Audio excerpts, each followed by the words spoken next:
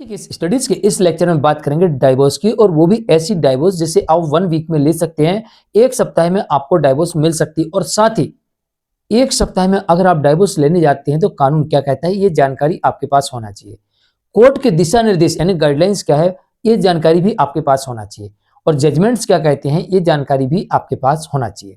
साथ ही 1 वीक में डाइवोर्स लेने के चक्कर में कहीं आपके साथ में कोई स्कैम ना हो जाए, इसलिए ये जानकारी भी आपके पास होना चाहिए कि आपको किस तरीके से, किस प्रोसेस से आगे बढ़ना है, ताकि आपके केस में किसी भी प्रकार का कोई स्कैम ना हो जाए और आपको फटाफट डाइवोर्स मिल जाए।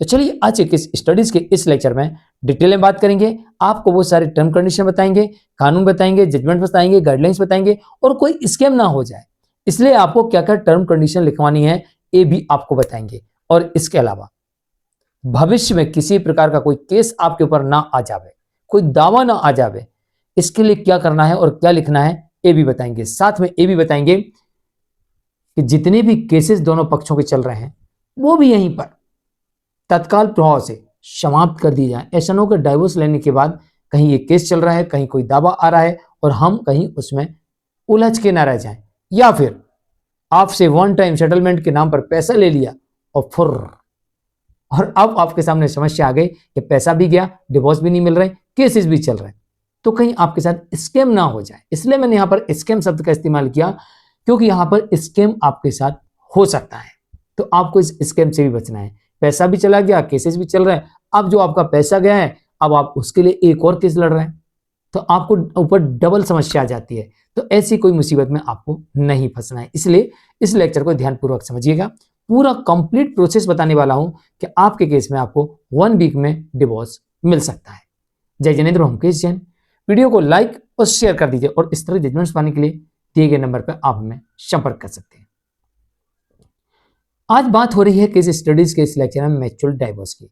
म्यूचुअल डाइवोर्स एक ऐसा रास्ता है जिसमें आपको 1 वीक में भी डिवोर्स मिल सकती है। हमने वैसे इसके पहले भी आपको 1 मंथ वाला बताए थे, बहुत लोगों को ताज्जुब हुआ था। जिनको ताज्जुब हुआ था हमने उनको जजमेंट दिया है, और 1 महीने के भीतर यानी लगभग 16-17 दिन का पूरा प्रोसेस था, इसलिए हमने 1 वीक कहा था कि 17-18 दिन में 16 से 17-18 दिन इतनी हुआ था। और उस केस में वहां पर सभी केस को निपटाते हुए म्यूचुअल डाइवोर्स की डिक्री मिल गई थी।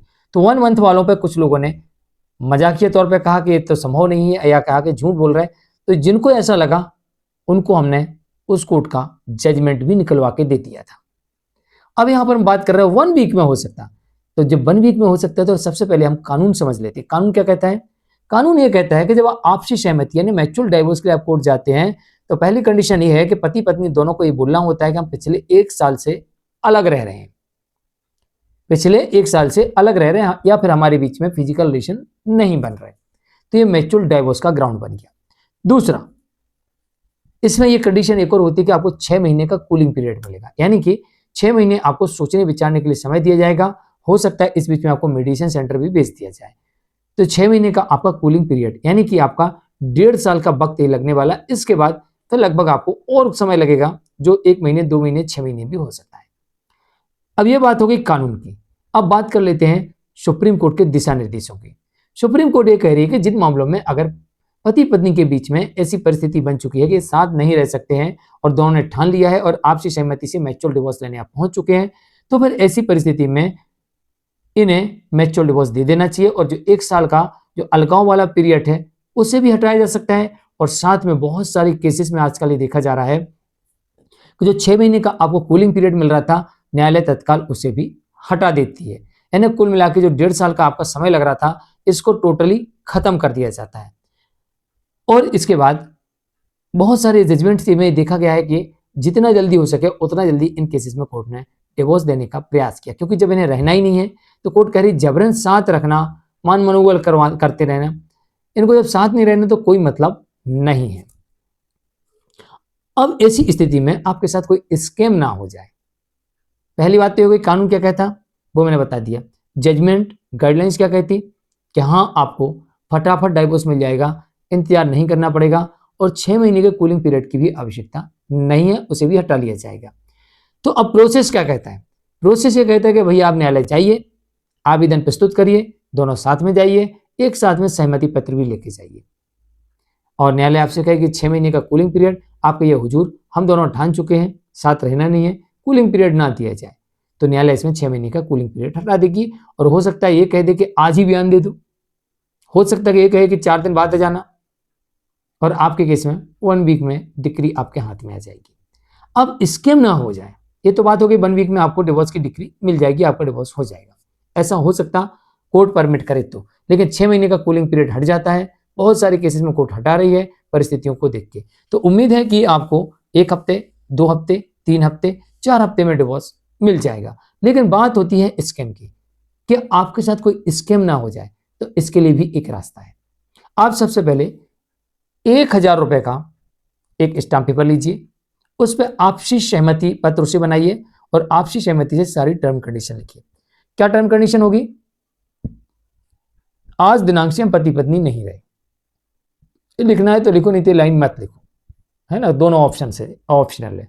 लेकिन सबसे बड़ी कंडीशन क्या लिखनी है दूसरी, कि आज के बाद कोई भी व्यक्ति किसी पर किसी प्रकार का कोई भी केस दावा नहीं करेगा, यानी पति की तरफ से भी नहीं करेगा, पत्नी की तरफ से नहीं करेगा, दोनों को बॉन्ड कर दिया जाएगा इस एग्रीमेंट के हिसाब से। दूसरी बात, इसके अलावा अगर पत्नी के पास बच्चे हैं तो पत्नी ये भी लेगी कि अब बच्चे भी, पत्नी और बच्चे कभी किसी प्रकार का कोई दावा नहीं करेंगे, ना भरण पोषण का, ना संपत्ति पर, ना ही कोई आपराधिक मामला दर्ज करवाएंगे।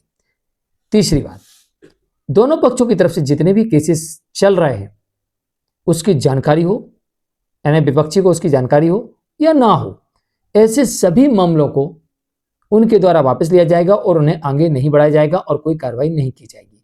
तो यानी कि सारे के सारे जितने भी केसेस हैं दोनों पक्षों के, वो भी यहां पर हट गया और भविष्य में अब वो कोई भी केस आपके ऊपर नहीं आएगा। चौथी बात, अब बची बात है लेन देन की, चाहे पति ले चाहे पत्नी ले, और सामान के अदला बदली की। देखो, कोई गाड़ी है तो हमें वापस करना है अगर वो मांगती है, तो बाकी की जितनी चीजें हैं, बाकी की जितनी भी चीजें हैं जैसे कि जेवर, पैसा, ये वो जो भी लेना देना है, इनको कोशिश करिए आपकी एक अमाउंट फिक्स कर लें और उस अमाउंट का बैंक ड्राफ्ट बनवा लें और उस बैंक ड्राफ्ट को आप कोर्ट में रख दें।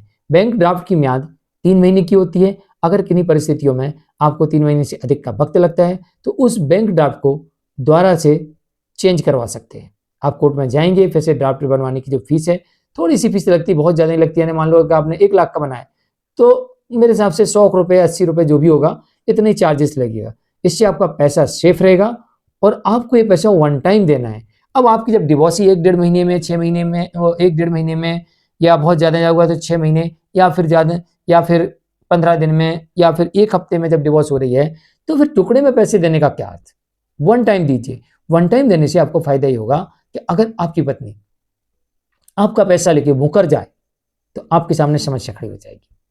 भाई दोनों पक्षों को जब तक दोनों आपसी सहमति से गवाही ना दे तब तक कोर्ट डिवोर्स नहीं देगी, क्योंकि दोनों पक्षों की सहमति जरूरी है। तो जो भी आप पैसा दे रहे हैं उस पैसे को आपको बैंक ड्राफ्ट के माध्यम से 1 टाइम, यानी कि उसमें एग्रीमेंट में लिखा जाएगा कि हुजूर दोनों पक्षों के जितने भी केसेस हैं उनको निपटा लिया जाएगा। और इसके बाद जब इस केस में आप डिवोर्स का आदेश करेंगे, आदेश करने के बाद ये जो हमने बैंक ड्राफ्ट दिया है ये रिलीज कर दिया जाएगा और जिसके नाम से उसे सौंप दिया जाएगा। तो इससे फायदा ये होगा कि आपका जो पैसा है वो पैसा जो आपका पैसा है बैंक ड्राफ्ट के माध्यम से कोर्ट के समक्ष रखा रहेगा, ना आपके पास है ना उसके पास है। अगर किसी ने बीच में कोई चालाकी खेली, कोई बैक हुआ, तो जिसका पैसा है उसको वापस मिल जाएगा। अगर पति ने यहाँ पर कोई चालाकी की तो भाई फिर तो यहाँ डिवोर्स तो होगा नहीं, तो पति को वापस मिल जाएगा वो पैसा। और अगर पत्नी ने कोई चालाकी की तो पति का पैसा पति को वापस मिल जाएगा, यानी जिसका पैसा उसको वापस मिल जाएगा। और सामान में भी ये नहीं कहेंगे भैया तुमने टूटा दिया, फूटा दिया, नकली दिया, ये दिया, वो सब चीजें नहीं रहेंगी। भैया ये लो, ये आपको पूरा पैसा बैंक ड्राफ्ट के माध्यम से। और रास्ते में चोरी चकारी जेब कटने का कोई खतरा नहीं रहेगा। किसी ने नकदी पैसे लिया और लेके भाग गया कोर्ट के अंदर ही, तो क्या करोगे? तो दुनिया की मुसीबत से बचने से अच्छा है बैंक ड्राफ्ट सबसे अच्छा बेस्ट ऑप्शन है। तो आप पूरा प्रोसेस समझ गए होंगे, क्या क्या सावधानियां रखनी है, टर्म कंडीशन लिखना है, आपको सारे केसेस को खत्म करवाना है, भविष्य में किसी प्रकार का कोई केस किसी के ऊपर नहीं करे, दावा कोई किसी के ऊपर ना करे। इन सब चीज़ों को ध्यान में रखते हुए सभी केसेस को खत्म करवाते हुए म्यूचुअल डिवोर्स में हमें आगे बढ़ना चाहिए। और यहाँ पर म्यूचुअल डिवोर्स उम्मीद है कि न्यायालय 1 वीक में भी दे सकती है, लेकिन मेरे पास जजमेंट है जिसमें लगभग 17 या 18 या 19 दिन, लगभग इतना ही था, यानी 1 महीने के भीतर डिवोर्स की डिक्री कोर्ट ने दे दी थी। जानकारी कैसे लगी कमेंट में जरूर लिखिए, वीडियो को लाइक शेयर कर दीजिए। आज के लिए इतना ही, नमस्कार।